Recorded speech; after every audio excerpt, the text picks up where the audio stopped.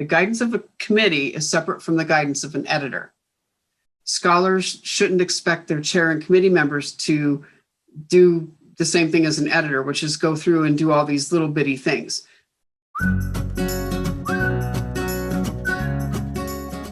You're listening to the Happy Doc Student Podcast, a podcast dedicated to providing clarity to the often mysterious doctoral process. Do you feel like you're losing your mind? Let me and my guests show you how to put more joy in your journey and graduate with your sanity, health, and relationships intact. I'm your host, Dr. Heather Frederick, and this is episode 11. In this episode, we're talking about the value of using an editor and how to find a good one. My guest today is Julie Conzelmann. Dr. Jules earned her doctorate in management at University of Phoenix and her copy editor's certification from UC San Diego. She is a faculty member at the Jack Welch Management Institute, the CEO and editor-in-chief at Scholar Chatter LLC, and the CEO and copy editor at Superior Editing Services. Dr. Jules is an accomplished business leader, copy editor, mentor, teacher, public speaker, journal reviewer, and author. Her books, Keep It Simple Scholars Volumes 1 and 2, offer a basic guide for writing and editing dissertations and theses, as well as outlining the elements of the dissertation step by step. I know that many of my listeners are big fans, so welcome to the show, Dr. Jules. Hi, how are you, Heather? Good. I am so happy to have you here with us today to talk to us about editing. Now, most doctoral students at some point in their journey are absolutely going to be getting feedback about their writing. This style of writing at this level, it's different than the way we're used to writing, isn't it? Correct. Most people think and speak and write exactly the same. So if you're thinking it from the brain to the hand to the paper or the computer, those thoughts flow freely because that's part of who you are. That's the natural scheme of things for you. But when we're writing for somebody else to read what we've written, it has to be in a certain format that we actually see that whole picture that's in that person's brain. So you're taking that snapshot, you're describing it, you're putting it in a written format, and the other person has to understand almost exactly what you're visioning. For you as a chair, you are that person for the scholar who says, something's missing here and fix it. The scholar fixes it, sends the paper to me as an editor, and then my job is to say, does this work? So let me just start by saying, I've been sharing for decades. I will 10 times out of 10 say to a student I'm working with, we're going to have a discussion about how an editor may assist you through this process. Right? But there is this balance we were talking about before we started recording. A dissertation, doctoral project's an original work. So this idea of hiring outside help sometimes feels awkward to people. So let's talk about why you would use an editor and how that whole process works. Okay, so some universities have this cloud, I guess you could say, whether it's okay or not okay to use an editor. Some universities actually spell out the use of outside assistants, including editors, what can and cannot be done. Other people are left hanging and they have to ask or get advice from their chair. If you're taking the time as a student to make the changes to your paper that are required, but just look at it as tutoring assistants, then I think editing is the best thing for anybody to do. And I don't think it's up to the universities to tell people they can or cannot use an editor. I do agree with the guidelines. An editor should not do a rewrite. I shouldn't start doing line editing on page 1 and red line all the way through to page 50 and have completely changed everything in that document.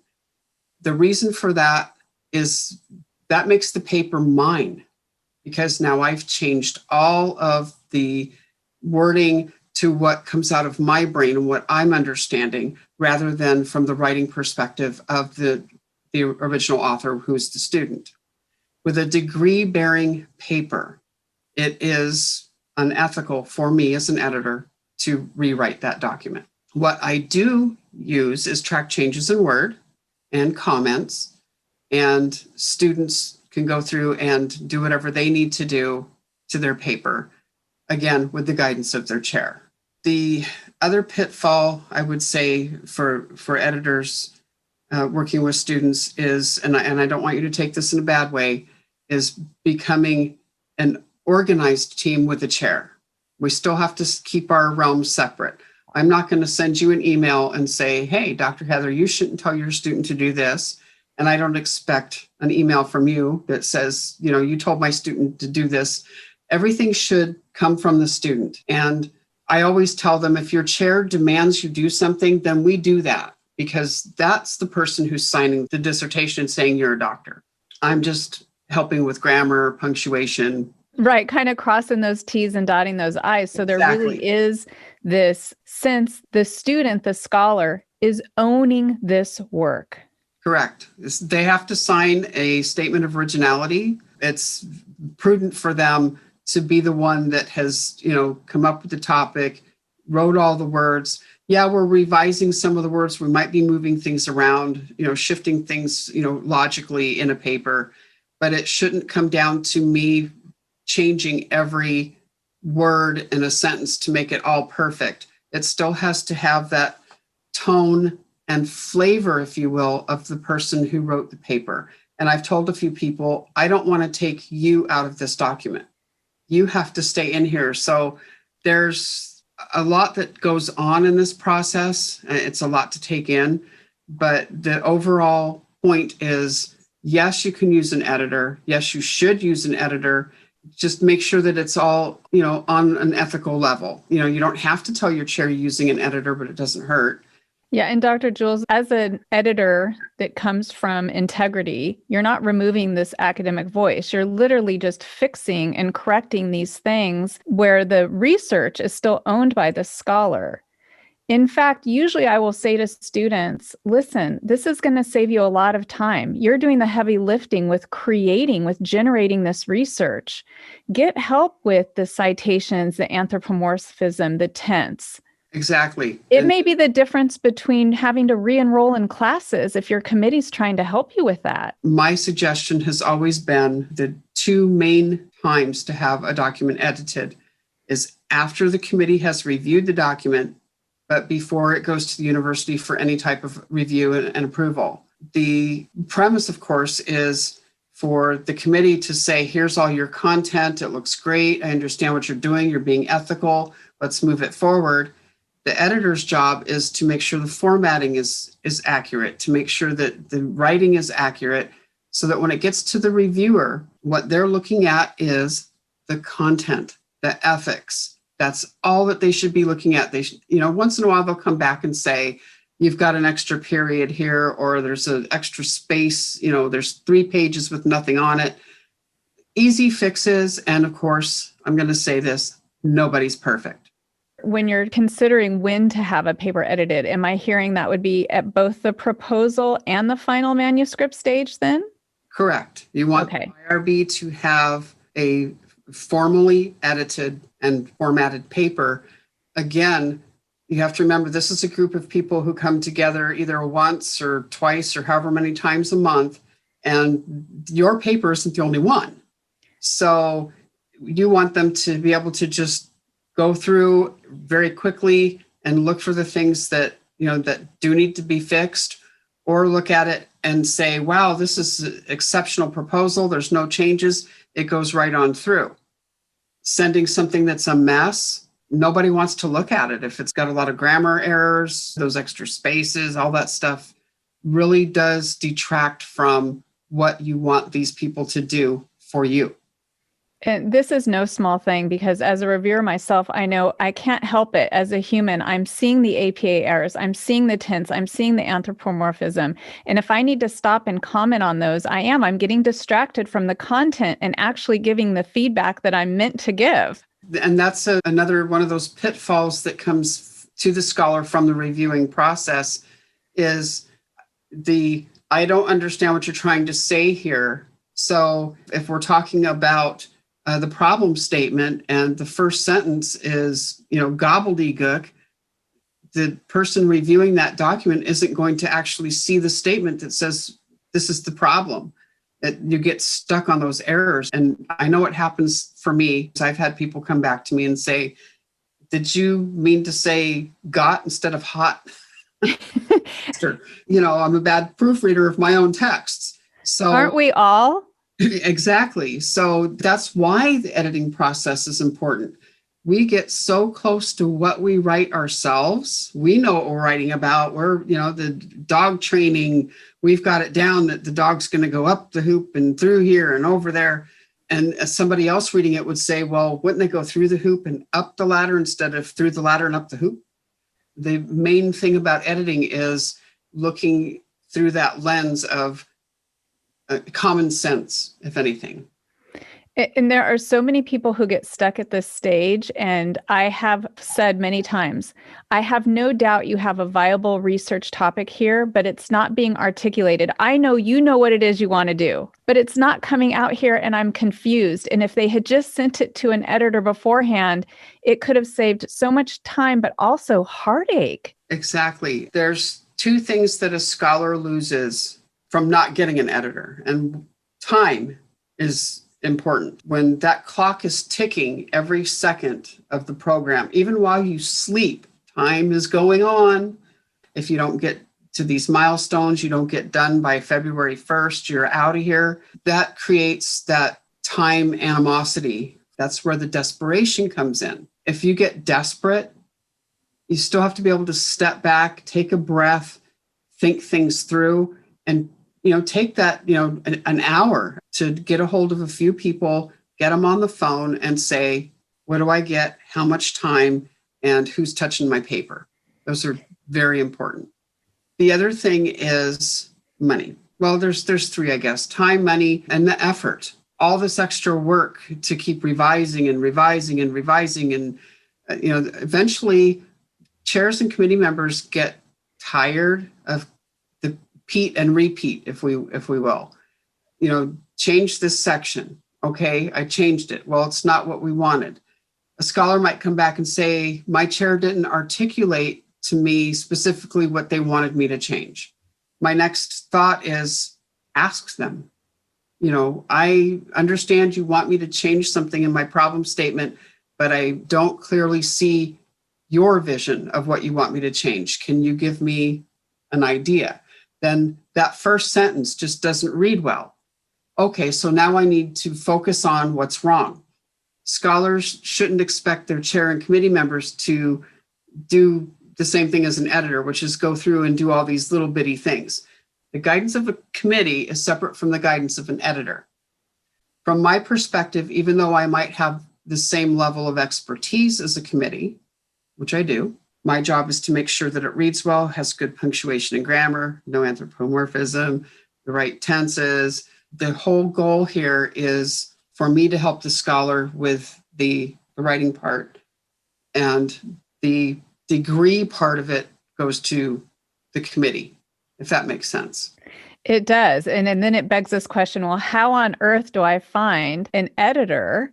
What are some of the things I should know, questions I should ask? I got a long list for you. The first thing I want to say about editors, again, I've said this about everybody, no one is perfect. That's the first thing I learned as a copy editor. My thinking is to look at someone's editing experience, expertise, and education. Somebody who graduated Saturday and hangs a sign that says they're an editor on Monday is not an editor. It's somebody who went through the doctoral program and they're done, and maybe they did a few things that were right, but it doesn't make them an editor. I've gone to copy editing school. I have certification. I'm an editor. A person who has a degree in writing, journalism, or most teachers, I would say, have a lot of experience with writing and grammar. I would go for that. To find a good editor, there's the Editorial Freelance Association, the EFA.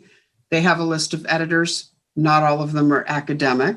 LinkedIn, I think Twitter, and on Facebook, there's a lot of different forums where there's, people who are academic editors. Interview people. I mean, if you have to look at all these processes the same as you would any other type of job. You're the boss, and you're going to interview the person who's going to be working with the one thing that's going to get you your degree, your dissertation. So getting people on the phone and talking to them, don't just send an email and ask those questions. What's your menu? What do you do and how much do you charge?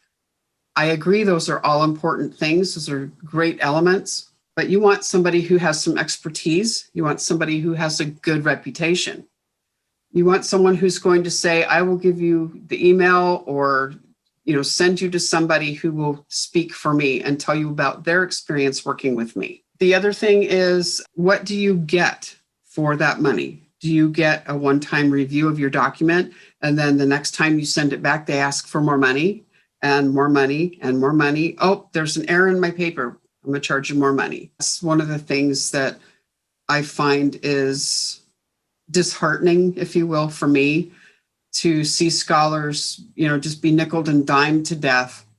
I'm not here to tell people how much they could spend or should spend. I'm not going to throw out how much I charge. I charge by the project, and it depends on what happens during that interview with a scholar. And remember that while you're interviewing an editor, they're interviewing you as well. Do I want to work for this person? So it's a two-way street. The other thing that I have is, does your editor know the format for your document from your university? Formatting is important. Your university says to use just strictly APA, then whoever is looking at your paper, editing and formatting should know APA and know where to put those headings. If you're using a template from a university, then the person who's formatting your paper has to know about word styles, because somebody made that document and put all these little style tags in there, and one little boo-boo and the whole paper's corrupt. So that's important. Is that part of what you're paying for? Is it separate? Okay. The other thing that I have is, does your editor look for all the errors in your paper, or is it piecemeal? If you have someone who edits and they don't look for anthropomorphism, they're actually leaving errors in your paper, but charging you for a service that they're actually not giving you a complete fee for service. It's a legal term. Fee for service means that I'm paying you to do this, and you agree to do this. So you have to know what you're getting for your money. The other thing is to know who's working on your paper. And this is a big one. You're going to love this one. Have you ever seen an ad or somebody come up and say, I work for the dissertation editorial group? Yes. Okay. So you send your paper, you're the scholar, you send it to this group, and they say, we're going to charge you $150 to edit your paper. That's a steal. Yes. So you send your paper along, and it comes back with all these changes that make your paper sound like a cartoon. And you just paid $150 for this paper to come back and be a complete mess. So now you've got to scrap that, go back to your other iteration, and then you get a hold of that company and you say, hey, I paid you to edit my paper, but I don't like what you did. Oh, well, send it back and we'll redo it. We'll get somebody else to look at your paper. So you send it back and you get it back in this same format as the first one. It's a mess. It's not what you would want to turn in. So now you spent $300. So then you call and you say, who worked on my paper? I don't know. We just put them in a folder and somebody goes in and works on them when they have time and they get paid. So in those types of companies, you have somebody that's their top dog, and it's like a pyramid scheme almost. And they have somebody who goes in, they grab a paper. They're not an editor. They have no education. They have no clue what they're doing. They use Word and Grammarly. They make a bunch of changes to your paper, send it back to you, and take your money. And they get almost like an academic sweatshop. Basically, yeah. I would say that's the great term. I've never heard that, but I like it. So now you've lost time. Obviously, you've lost motivation and energy because now you keep getting your paper back and it just looks horrible. And then the money, all those three things are emotionally and physically draining. So those interviews and knowing who's touching your paper, those are very important for finding an editor. And it sounded like getting referrals Referrals. Yep. is huge. Yep. In this day and age with social media, especially with platforms that you personally host, there's really no excuse for people to not be able to get referrals and ask their questions and have some strong leads. Exactly. I just want people to understand that it's not something where you just draw a straw and say, I'm going to use this editor and then take what I get. You really have to, look at it from your own perspective and what's best for you to get done. That's the goal. So, Dr. Jules, you have given us so much great information about how to be an educated consumer of editorial services, but I just can't let you go today without asking you to share a little bit about your books. I was prompted actually by one of my scholars to write a book. And she said, man, if I had a book with all the information I've learned from you going through this editing process, I would feel 100 times better about, being a scholar. So I said, you know what? I'm going to write a book. So I wrote Keep It Simple Scholars. This is the first one. It's a basic guide for writing and editing dissertations and theses. And this book is more comprehensive, like we were talking about, has the hints with some examples. And then I was doing some presentations for a huge group of scholars. And I took my presentations and turned them into the second book, which is Volume 2, Outlining the Elements of the Dissertation Step by Step. And it just takes a scholar through each of the chapters and the basic elements that should be in each of those chapters, including citations and references, and just gives people a place to start for the folks who sit down with a blank piece of paper and say, I don't know what to write. That second book should be the first book. It's just like our movies. We watch the first movie and then we get the sequel that goes back 200 years. Together, these are great resources for scholars. They're inexpensive and full of information. May not be an APA 7, but still relevant to just the writing part of it and the self-editing part of writing a dissertation. What I appreciate about your books is they really are these handbooks that you can grab at different points in the process to refresh yourself, to make sure you're on track. They're not overwhelming. I love your motto, keep it simple, because how often am I just working with a student to say, let's remove some of this complexity? It really is simple if you stay focused and you follow the rules here and you follow the step by step. So your books are almost like a recipe. Exactly. That is exactly what they are. Perfect words. Thank you. And I'm going to have all the links for everything, Dr. Jules, ways to contact you, the Facebook groups you run. I'm going to have you back for another episode where we're going to talk about publishing, because now that you've got this document and it's been approved, what do you do next? So thank you again, and I can't wait to have you back. All right. Thank you so much. Thanks for listening, and I look forward to connecting with you on the next episode. But until then, I'd like to invite you to visit my website, expandyourhappy.com, where you can download a document I wrote called The Doctoral Journey, 12 Things You Need to Know That They Probably Won't Tell You. And when you download that article, you'll be invited to participate in a 7-day email adventure that will help you kickstart your happy doctoral journey. I'm looking forward to connecting with you there, and until the next episode, I'm sending you more joy for your journey.